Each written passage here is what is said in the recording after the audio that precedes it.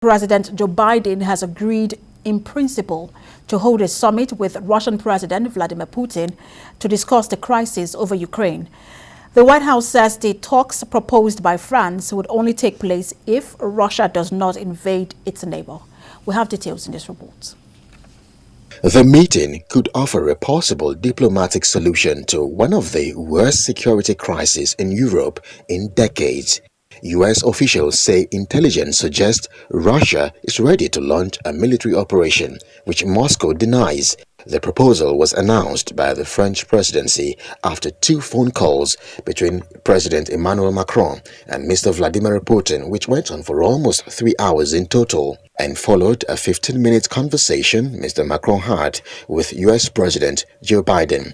Mr. Macron's office said details of the possible summit would be discussed during a meeting between U.S. Secretary of State Antony Blinken and Russian Foreign Minister Sergei Lavrov on Thursday.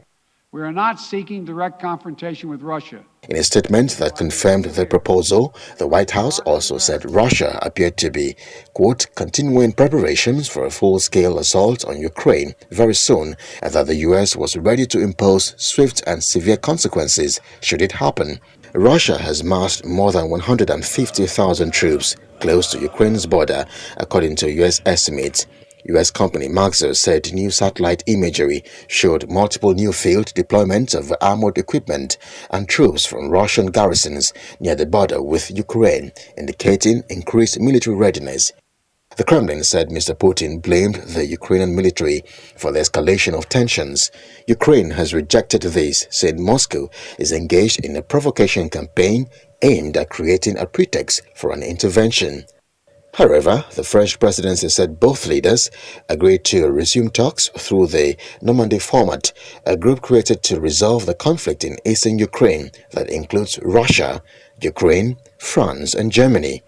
On the other hand, UK Prime Minister Boris Johnson said Mr. Putin's commitment to Mr. Macron were a welcome sign he might still engage in finding a diplomatic solution.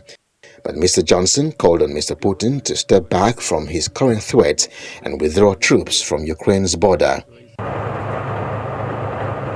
Earlier, Russia announced the extension of military drills in Belarus, where 30,000 Russian troops are deployed that were due to end on Sunday.